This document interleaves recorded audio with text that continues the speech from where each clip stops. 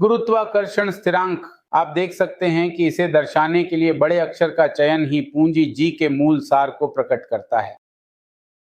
आप कह सकते हैं कि एक मालिक के रूप में हम बड़े अक्षर जी का उपयोग करते हैं, लेकिन छोटे जी के लिए जो गुरुत्वाकर्षण के कारण त्वरण है वह ऊंचाई, गहराई या पृथ्वी पर संबंधित बिंदु के स्थान के अनुसार बदलता रहता है।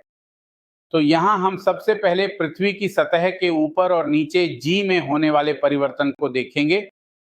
अगर हम पृथ्वी की सतह के ऊपर किसी बिंदु को देखें तो उसका केंद्र पृथ्वी की त्रिज्या, जिसे आप जानते हैं आरई अक्षर से दर्शाई जाती है।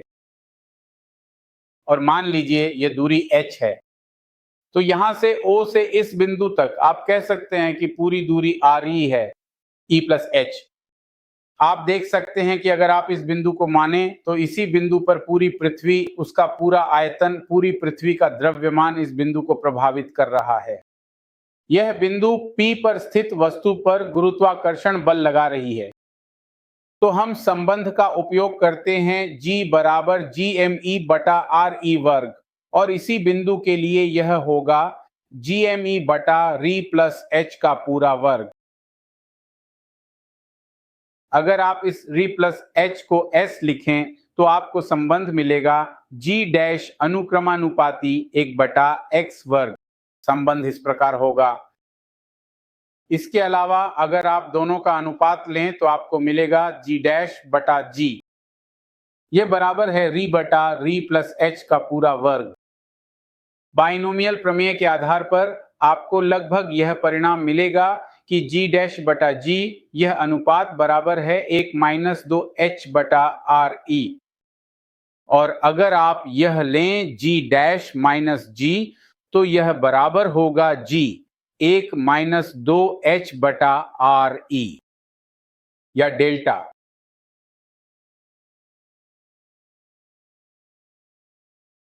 G डैश इसके बराबर है, और अगर आप देखें G डैश माइनस G तो आप इसे लिखेंगे, ये होगा माइनस 2H बटा RE delta G minus 2H बटा RE गुणा G।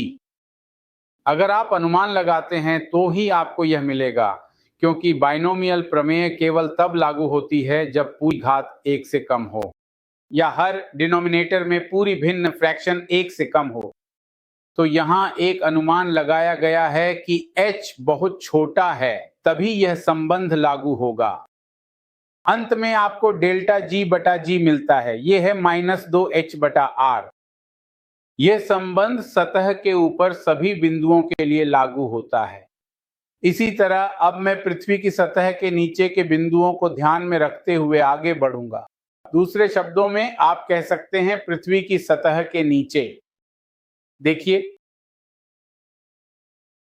मैं यहां के बिंदु को मानूंगा, ये गहराई D पर है, पूरा त्रिज्या RE है, तो केंद्र से उस विशेष बिंदु की दूरी जो त्रिज्या R पर स्थित है री माइनस D होगी। यह दूरी केंद्र से उस बिंदु तक की है, ये D होने वाला है।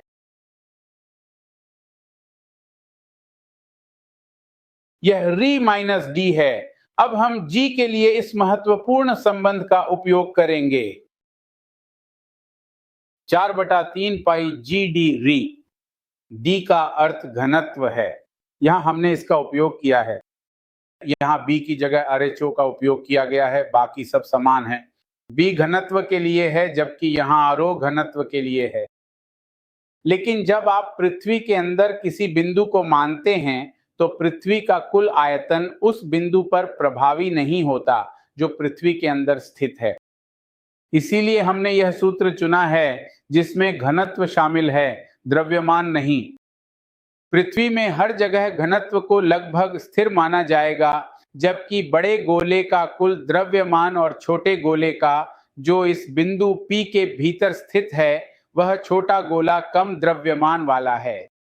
इसलिए हमने द्रव्यमान वाले सूत्र को प्राथमिकता नहीं दी है। हम ये सूत्र ले रहे हैं और अंदर के बिंदुओं के लिए यह होगा री माइनस H।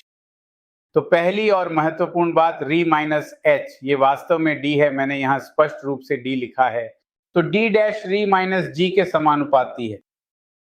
अगर आप इसके लिए x चुनते हैं तो यह फिर से एक रैखिक संबंध होगा, जबकि वहां यह वक्र था। और इसके अलावा अगर आप बस अनुपात लेते हैं g डैश और g का, तो ये होगा री माइनस एच बटा री, जो बनता है एक माइनस एच बटा री। और अगर आप अंतर लेते हैं तो अंत में आपको मिलेगा डेल्टा जी बटा जी बराबर माइनस एच, या जो भी आप चुने माइनस डी। तो यहाँ आपके पास दो संबंध हैं, यहाँ गहराई h है और यहाँ ऊंचाई h है। h के ऊपर और h के नीचे यह एक रैखिक संबंध है, ऊपर यह वक्र के साथ है। यहाँ एक बात सामान्य थी, आप देखिए सतह के ऊपर और नीचे दोनों जगह g घटता है। किसी भी तरह आप देखेंगे कि g के मान में कमी आती है, लेकिन ऊपर जाते समय यह तेजी से घटता है और नीचे जाते समय यह कम दर से घटता है। और इन दोनों परिवर्तनों का अनुपात 2:1 होगा। एक और अंतर है, ऊपर इसका संबंध वक्र के साथ है और सतह के नीचे इसका संबंध बिल्कुल एक सीधी रेखा के साथ रैखिक है।